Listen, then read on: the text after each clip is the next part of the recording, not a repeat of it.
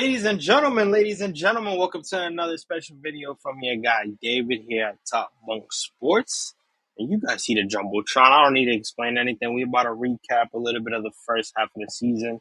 I am recording this video today, July 17th, on Thursday, as we get ready for tomorrow, where the Mets will begin the second half of the season, taking on the Cincinnati Reds in a three-game series at home. No better way to start off the second half of the season. But that is the second half of the season. We got a lot to talk about with that. In the next coming weeks, obviously, with the trade deadline, there's been buzz about how Steve Cohen and David Stearns are gonna, react and what moves they're going to make. So while we get there, we will discuss that. But let's discuss a little bit about the first half. Now, obviously, we will break down. I'll give a letter grade in terms of the pitching, in terms of the offense. We'll go a little bit into certain players, not everybody, right? But the main guys that are here to produce on a day to day basis during the season. But before we get into that, let's look at the records so far for April, May, June, and July. Now, obviously, they started the season at the end of March, so they won one game in March and they lost two. Obviously, it lost 2 out of 3 against the Houston Astros.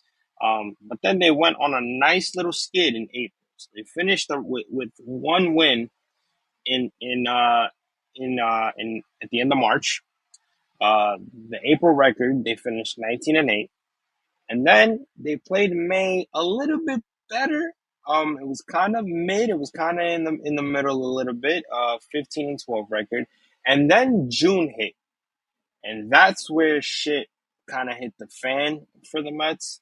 And it all started with that Tampa Bay series. I mean, you get swept in back-to-back series. You get swept by Tampa at home, and then you go to Atlanta. You get swept there, and then you lose 2 out of 3 from Philly. It hurt. The month of June was a rough one, to say the least. I will say that the month of June was a rough one, and I believe, in my opinion, I think with June it was the inconsistency of the offense, not being able to hit with runners in scoring position, them not being able to get consistent at bats going. And then you're talking about the pitching that kind of just had a rough momentum in that month as well. But with the pitching, we didn't really feel it that much, only because they carried this offense for so long. They've carried the offense for so long, and it just at some point you're looking at yourself like, at some point this was gonna happen. You know what I'm saying? I know I'm saying at some point a lot, but yeah, you were expecting that to happen because your pitching is not gonna be great forever. It's gonna hit a little bit of some bumps, and they not every pitcher is gonna have a good outing. Some are gonna be tough, some are gonna be good. You just never know. But because the offense was so inconsistent at times, it was always the pitching that was bad. And I want to get into the pitching a little bit. But right before we get into that, I want to finish the record. Once we got out of June, obviously we started the month of July. You're taking 2 out of 3 from the Milwaukee Brewers. Then you're taking 2 out of 3 from the New York Yankees. They ultimately finished. Well, they're still going, but as of right now, we're 7-5 in the month of July. And again, a better start than what you started with in June. A couple games that we've lost there that we shouldn't have lost, but so far they're looking much better than what they did at the end of May going into June, and just for the whole entire month of June. So that's a good thing to say. The one thing that I will say about this first half that I wanted to bring up is the fact that it got to a point where we were losing so much, and it happened in the Pittsburgh series because, guys are never going to come out and say certain things that we say in group chats or that we say with fans and stuff like that, right? But you just never know what these guys are talking about off the field. And I'm sure, you got to play every team like they're good. Doesn't matter who it is. It could be the Baltimore Orioles. It could be the Tampa Bay Rays, who suck right now. It could be it could be the Nationals, who stink. It could be the Marlins, right? The Marlins always give us a hard time. us as Met fans know that every time we play the Marlins, they're streaky. So it doesn't matter what your win loss record says. You got to play every team like they're good because you just never know. And I think with them, they understood that. Listen, yeah, this Pirates team, they're young. They got some solid hitters. Obviously, their two best hitters are Brian Reynolds and O'Neal Cruz. But at the same time, we know that we're better than them. We play much better baseball than them, and we're getting slapped around, guys. They got swept and they lost in horrible fashion. The first game they lost 1-9. Second game they lost 2-9. Third game they lost 12-1. They only scored one run, while the fucking Pirates scored 12 on their asses. And half of those runs came in the first inning where Frankie Montas gave up 6 runs.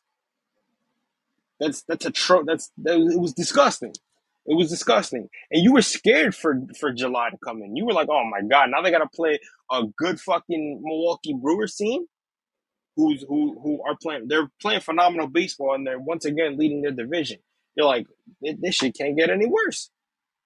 But they found a way to pull through. But going back to what I was saying within that private conversations or whatever, in the midst of that second game against the Pittsburgh Pirates, they had a meeting. They had a team meeting, and of course, it wasn't the team meeting, the historic team meeting that happened last year, where JD Martinez spoke up and Francisco Lindor spoke up. Obviously, Francisco Lindor said what he said. Brandon Nimmo said what he said. From what I can really gather from post game interviews, Juan Soto chimed in there and said what he said. But it was almost like you didn't know when this was going to stop because everybody, when they were going through the rough, patch in June, everybody was saying like, "Yo, are they gonna have a team meeting at this point? What are they going to do to kind of fix this? Do they need to, you know, have a team meeting and kind of call guys out?" It was more of a players meeting per se. Like the guys got, I'm sure Mendoza was told certain things, but it came out that it was a players meeting. But with certain things, they probably looked at it from a standpoint like, "Yo, guys, let's not try to overdo too much. Let's not try to press, and let's play our best baseball to the best of our ability." Mind you, we're playing a team that's not better than us. We should not be getting our asses kicked like that. And again, baseball is baseball. You're gonna have situations like that where the Dodgers the Dodgers could fucking get swept by the Rockies. And I don't, obviously you barely see that happen because those two teams are on a different level. But shit like that can happen. So when you underestimate a team and then they beat the shit out of you, you're sitting back like, "Yo, we gotta fix something." And obviously they had the team meeting, and then the third game they lose by even worse fashion. So people are kind of like, "Have all the team meetings you want. It ain't gonna change shit." But that moment stood out to me because it was at some point it was the first time where you know we looked at a team meeting and we're like, "Okay, they're coming out tomorrow and they're gonna put their foot on these motherfuckers' necks." Because yeah, we lost a series already. We already lost two straight against them. But let's not try to get swept here. And let's put. We had a team meeting. We spoke about what we need to do, what needs to get fixed, what we need to do to get better. But now let's go ahead and let's put our foot down. And when they got beat the way that they did on Sunday, it was the first time that I sat there and I'm just like, damn, like what the hell? What's gonna spark them to try to get back in this momentum? And of course, like I said, I'm only speaking on the first half. This isn't like the season is over and we get to talk about what they could have did throughout the entire year. They still need to go out there and play the better baseball that they've been playing all year. But it took them to play baseball naturally. Like there wasn't no grimace, there wasn't no mascot. The team meeting, yeah, they spoke, but if they end up going on a crazy second half run, you can't tell me that it was because of a team meeting. No, it was all through just natural baseball, just winning games when they were supposed to, capitalizing on in with runners in scoring position at that very moment when we were struggling. So again, it gets to a point where it's like it's very interesting because it was just based off just them finally winning a game for them to go ahead and be like, "All right, now we're back." So I just wanted to bring that up because again, they people were kind of scared and kind of questioned, like, listen, July is the most important month. Like this is where you start playing your hottest baseball because then by the end of August is when you start realizing where your team is going to be at, and we don't want to be in the same position that we were in last year, where every game that we lost could hurt us and could take us out of a wild card spot. We easily could have been an Arizona Diamondbacks team that they were last year just because of some of the losses that we've suffered and stuff like that. And we had historic moments uh, last year that really put us where we got to. So you look at it from that, and it's certain things that have gone on. I do want to get to the pitching first, just to kind of talk about what we've seen from the pitching. And again, I could talk about the Mets all day and talk about what they've done collectively as a team in terms of pitching staff. I will say this because I do think that it needs to be talked about. It needs to be discussed. You look at the pitching, and when you look at the pitching, you gotta we this pitching staff was not given a chance. Okay, they didn't bring back Luis Severino. They don't want to pay him the money that Sacramento paid him. You re-signed Sean Manaea to a 3-year, $75 million deal, and he gets hurt in the process of spring training. Then you got to deal. Then you got to deal with the negatives of Griffin Canning. Griffin Canning was signed here, and everybody just looking like, yo, wasn't this dude just on the Angels getting cooked? Didn't he have like a 5-6, 5 point something ERA? Like, why the hell are we getting him? But at the same time, those guys that I just mentioned, in terms of pitchers that are struggling, that struggled, right? Not specifically Sevy last year, but struggled the year prior to that in his last year again with the Yankees. So it's like you look at where Sean Manaea came from. Sean Manaea came from the Giants on a 1-year deal, and he struggled. He was fucking horrible. So you get that, and people kind of look at that, and I'm like, all right, what the hell is he doing? You look at Griffin Canning. Griffin Canning was in the Los Angeles Angels. He had, like I said, 5-16 record with an ERA in the fives. You look at Griffin Canning, you're like, okay, he has a good changeup, he has a strong fastball, but that's it.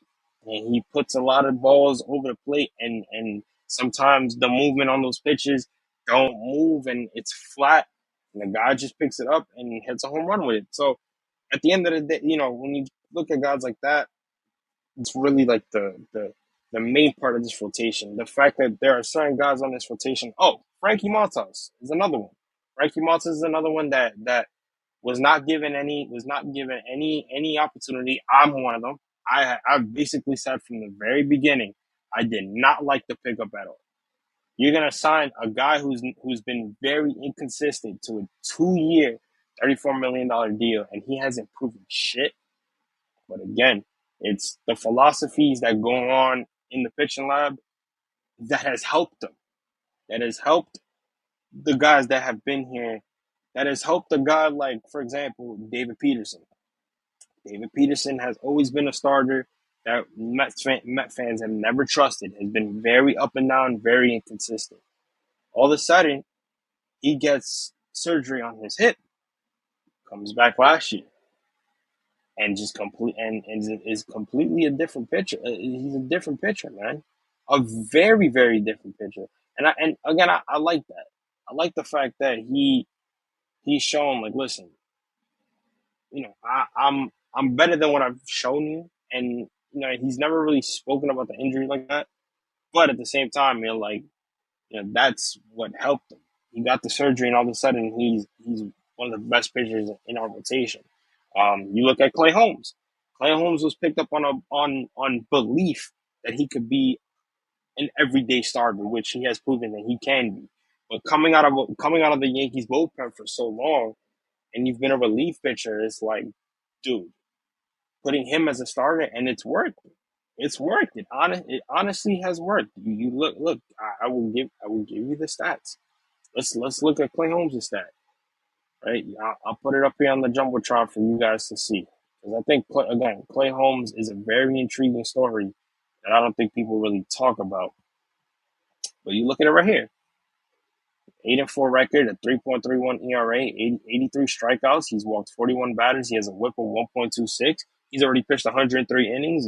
He's played in 19 games, and his strikeouts per 9 innings is 7.2. It's right there. It's right there. He has passed expectations, and has really proven the Dodgers wrong. And I like that because, like I said, we were getting laughed at by certain people for putting him as a starter, for using him as a starter. And the best part about him is that he could serve a David Peterson role that David Peterson uh, played in last year in the playoffs, where David Peterson didn't even really start. He came in as a middle reliever and basically helped us get through that wave. So it just shows you that they have belief in certain guys, and there's certain things that are working within this pitching lab, um, that you can make that turnaround. You can make that turnaround, but you look at some of the pitching stats. You got David Peterson 6-4, Clay Holmes 8-4, Kodai Senga 7-3, Griffin Canning before he got hurt 7-3, and when he got hurt, I believe it was the third game against the Braves, when we played that 4-game series here in Citi Field. Um, he was on his way to picking up a victory. I think the Mets had given him like 3 runs when he got hurt. But he was on his way to pick up his eighth victory of the season, and then he got hurt. He was out for the rest of the season. Um, so you look at and it's unfortunate that Tyler McGill got hurt because you could have looked at him to kind of fill that void. And because Griffin Canning got hurt, you got guys like Chris Stavinsky, you got guys like Justin Hangerman, who are okay pitchers, but they're not there yet. They're not to the level Griffin Canning or Clint Holmes or David Peterson are. So the inconsistency is going to be very difficult to kind of figure out, and to kind of adjust to. You would need a lot of support from from your offense to get those guys through. But like I said, in terms of the pitching, the pitching has been a success. I gotta give the pitching, in my opinion, I gotta give the pitching a B. Um, I wouldn't say A because they've had a little bit of rough moments. But when you want to grade them in terms of their first half success, I gotta give them a B. They've carried this team. They've carried this offense when the offense barely showed up, and you look at the numbers, you look at the records, you gotta be impressed.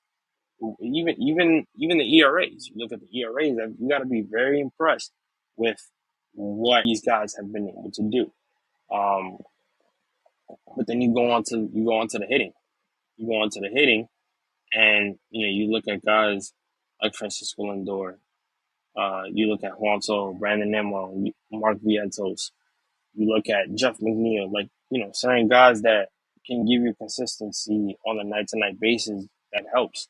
That definitely helps. Um, can they be more aggressive? They can, but it all matters on the approach. It all matters on how that at bat is working out for them, and what certain guys can do in that moment. You talk about a guy like Mark Vientos, who again has struggled. I'll pull up his baseball savant just so people can kind of see what's been going on. It's a lot of blues, a lot of blues, a lot of blues. You look at it right here. I mean, oh my god, it's horrible. Look at his bat speed was down. His bat speed was up at one point. I remember his bat speed being up to like here. Now it's gone down to 27. The chase rate 28. Strikeout 31. He's striking out a lot. He's walking so, but again, it's Mark Vientos is the big surprise because he's going through what they call a sophomore slump. Um, so this first half has been kind of rough. However, I will say in 3 games against Kansas City before we closed out the first half of the season, he was hitting. He's making contact. He was hitting line drives. And that's what you need from a young kid like that who came off the season he did last year, helping the Mets get to the NLCS against the Dodgers. But you look at other guys. You look at Francisco Lindor. You're talking about Francisco Lindor with a 260 average, OPB at 330, and he's slugging 457. They obviously moved them down in the lineup, and it's worked. So if I'm a Carlos Mendoza, I'm calling that.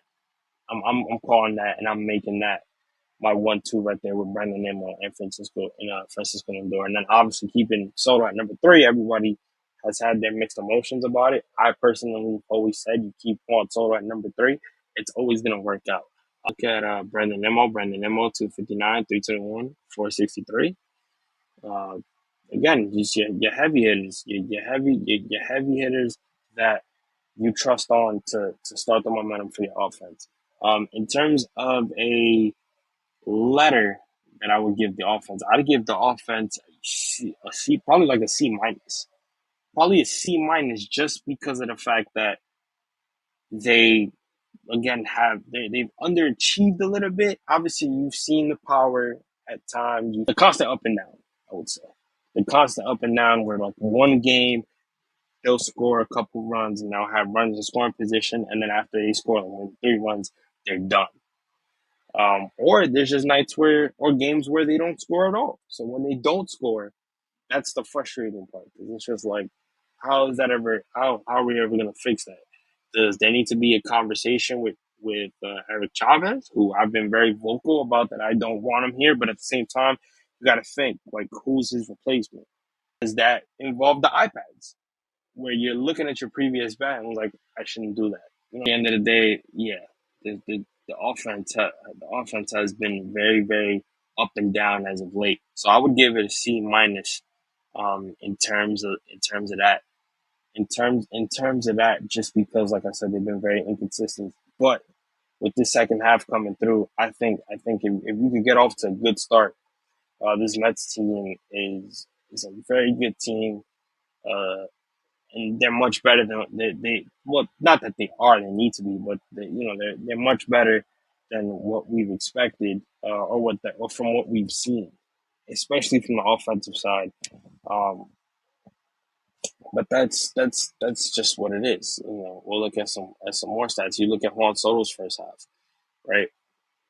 Uh, 23 home runs, 56 RBIs, 262 average, OPB of 395, slugging 509. Juan Soto's, for me, should have made the All Star team. Juan Soto's, in my opinion, has had a solid first half, especially when he struggled in the first, in the beginning of the season. I do believe he bounced back. You look at Pete as well. You look at Pete real quick. Here we go. Look at Pete real quick. 21 home runs, 77 RBIs, a 280 batting average with a 3.376 OPB, and he's slugging 532. So, Pete has had himself a solid year too. How he continues the second half is going to be a very big question mark for Pete and what he can bring. But you know, it's just a matter of where the consistency lies with this team and how it would work. Now, of course, there's questions about this trade deadline, how it'll affect them, who they bring in. I would like to talk about that, but what I am gonna do, because I just wanted to kind of give a small brief breakdown of just what I thought about the first half. I will do a video basically after the trade deadline to talk about the moves, if we make moves. That's another question. Based on the moves that we have made, how it's what the Mets are going to do within those moves, how it's going to affect them after uh, they make those moves, and that's, like I said, if they make those moves. So we'll see what they do. But guys, just wanted to make a small, brief video, nothing too crazy, kind of some of my first half thoughts. And yeah, man, like I said, I'm recording this on July 17th, the day before the first game of the second half against the Cincinnati Reds at home. So hopefully you guys get to enjoy this video and then shift right into the second half. But like I always tell you guys, like, follow, share, and subscribe. Appreciate you guys always tuning in. Make sure you guys share this video, hit that thumbs up button, and comment, and just support the page, man. Always trying to do a lot. I've been very busy. But I got a lot of cool ideas, and I've actually recorded a couple episodes that should be coming out pretty soon. But I appreciate you guys as always. It's your boy David, and I will catch you guys on the next video. Peace.